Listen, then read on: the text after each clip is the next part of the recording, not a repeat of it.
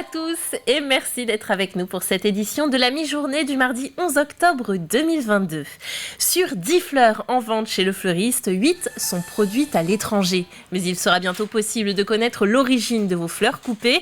C'est en tout cas l'Union nationale des fleuristes qui s'y engage d'ici le mois de juin 2023. Un horizon un peu précipité pour le collectif Artisans Fleuristes Solidaires qui déclare dans un communiqué n'avoir pas encore les outils, les moyens et les compétences pour le faire. En sachant que 80% de la fleur qu'on commercialise est importée de l'étranger, je pense qu'il est préférable dans un premier temps de mettre vraiment en avant une fleur qui est produite en France. Alors les 20% de fleurs restantes qui sont produites en France, ça c'est vraiment pour moi une priorité. Il y a déjà un label, donc Fleurs de France, qui existe déjà depuis quelques années.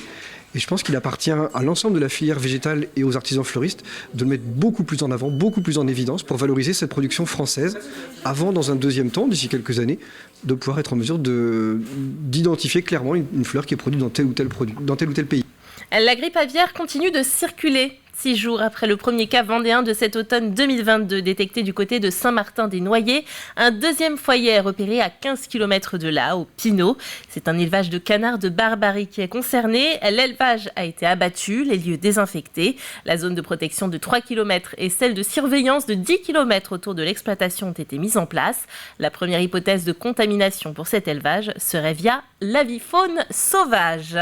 Et après 2 années de cérémonies contrariées, les couples sont de nouveau dans les projets et les préparatifs de mariage. Et ça se voit à la Longère de Beaupuy. Le salon du mariage de Vendée a enregistré ce week-end un nombre record de visiteurs. Et les professionnels annoncent l'absence complète de créneaux restants pour 2023. Le reportage de la rédaction. Froufrou, paillettes ou encore dentelle, avec ses 3 show modes par jour, le salon du mariage de Vendée à la Longère du Beaupuy est le lieu idéal pour connaître les dernières tendances de cérémonie. Alors on est toujours dans le thème un petit peu bohème, hein. C'est vrai que c'est toujours une tendance, mais on a aussi l'apparition de la robe princesse avec plein de paillettes. Et du coup, voilà, ça nous fait bien rêver parce qu'on a quand même un gros retour de la grosse robe bien volumineuse, toute pailletée, qui nous a toutes fait rêver petites et qui du coup est toujours au fond de nos cœurs. Des mariés en devenir toujours plus nombreux, la quarantaine de stands présentes est unanime. En cette période post-Covid, les demandes explosent. 2023 est une année déjà quasiment bookée pour tous les professionnels dans le milieu du mariage. Donc oui, il y a eu un rebondissement en tout cas, le décalage, plus ceux qui ont envie aussi de faire la fête à titre privé et qui profitent du mariage pour le faire. Donc 2023 est quasiment complet. Là sur le salon, on attend beaucoup de mariages de 2024-2025. Et aujourd'hui, il faut prévoir entre 1 an et demi et 2 ans à l'avance pour pouvoir réserver une salle. Cette 9e édition du salon du mariage de Vendée est une véritable réussite. 1500 visiteurs ont arpenté les allées de l'événement. Ils étaient environ 1200 pour les éditions avant Covid. Et la Joséphine Passé, la mobilisation vendéenne contre le cancer du sein continue. Le centre hospitalier départemental de Vendée organise depuis hier à La Roche-sur-Yon toute une semaine d'information et de sensibilisation. Prévention, dépistage, parcours de soins, de la reconstruction et des soins de support. Professionnels et associations vous accueillent dans le hall principal du CHD jusqu'à vendredi pour rappeler les bons réflexes à avoir. Le dépistage premier, c'est vraiment l'autopalpation. C'est-à-dire que moi, ce que je dis à mes patientes, c'est vraiment sans insister dessus, mais voilà, on se lave, on examine son corps, on regarde sa peau, et puis dès qu'il y a une modification, c'est là où il faut aller un peu plus loin. Alors il faut vraiment examiner l'ensemble de la glande mammaire, des 2 côtés. Il ne faut pas non plus insister en appuyant très fort. C'est vraiment, on se lave, et bien, on passe le gant, on se rince, et voilà. Et c'est éventuellement à ce moment-là qu'on peut se dire « Ah, ça, je n'avais pas, cette petite boule, je ne l'avais pas, et ça me perturbe, je vais plus loin. Je vais voir mon médecin traitant, je vais passer des examens et je veux en savoir plus. » On insiste sur le fait de connaître son corps, connaître sa poitrine, pratiquer certains gestes d'autopalpation. Ici, on a des bustes pour apprendre à connaître les signes de la maladie. Et puis, il y a certains signes qui doivent alerter.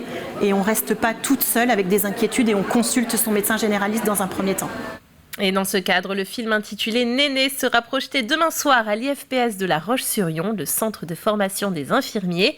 Il sera suivi de la présentation du parcours de soins. C'est à 18h30 et l'entrée est libre. À l'heure du MP3 et des plateformes de téléchargement ou d'écoute, le vinyle ne s'est jamais aussi bien porté, à tel point que l'attente des musiciens pour le pressage peut atteindre plusieurs mois. 3 associés ont donc ouvert leur propre usine à Montaigu-Vendée. Elle leur permet de proposer le pressage de petites séries à partir de 100 exemplaires. Le reportage de Cyril Guillet.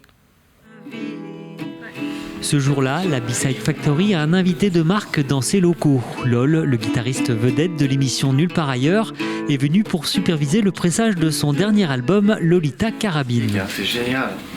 C'est comme un môme tout. Attends, rien. Je vais participer à la fabrication, quoi. Je vais donner un coup de main, je vais être là. Donc là, aujourd'hui, on a fait un petit tour, le tour des machines pour voir un peu comment que ça se passait. Demain, on a les gants et voilà, on va faire tout dans la foulée, quoi. Tu vois, donc c'est ça l'autoprod. Et LOL a frappé à la bonne porte, car ici, le pressage de vinyle s'adresse aux autoproductions et aux labels indépendants. On va se positionner plutôt sur un marché où on va avoir de la petite série en 100, 200, 300, 500 exemplaires. Et puis on va aller un peu plus loin. On ne va pas proposer du noir systématiquement. On va essayer de proposer des produits en couleur, avec des éclatés de couleurs, en marbré, histoire de se différencier aussi sur un marché qui est saturé, parce que les groupes aujourd'hui, ils ont besoin de se différencier. À l'initiative de ce projet, il y a Michel qui gère la partie administrative, Jeff, ingénieur du son au Woodbox Mastering Studio, et François qui est à la tête de Dixie Frog, un des plus gros labels de blues en Europe. 3 passionnés de musique avant tout. Le vinyle, c'est un petit peu magique. Parce que c'est un peu, pour beaucoup de gens, leur Madeleine de Proust. En tout cas, je parle pour des générations qui ont connu le vinyle auparavant. On se souvient tous du premier vinyle qu'on a acheté avec notre argent de poche. Et tous les interlocuteurs qu'on a rencontrés lors de cette aventure, que ce soit les banquiers, les gens de la chambre de commerce, etc., ils ont tous, quand on leur parle de notre activité, des étoiles dans les yeux. Les premiers vinyles sont sortis des presses il y a 1 mois et demi et depuis, le carnet de commandes ne désemplit pas. Le vinyle, c'est un marché particulier puisque l'offre ne remplit que 50% de la demande. Pour donner à peu près une idée, il y a une quinzaine d'années, moi on mettait 6 semaines pour avoir une commande livrée chez un client. Et dans les derniers temps, on était sur du 26 semaines en moyenne. Donc le temps devenait complètement fou et était aussi un critère de choix pour les clients.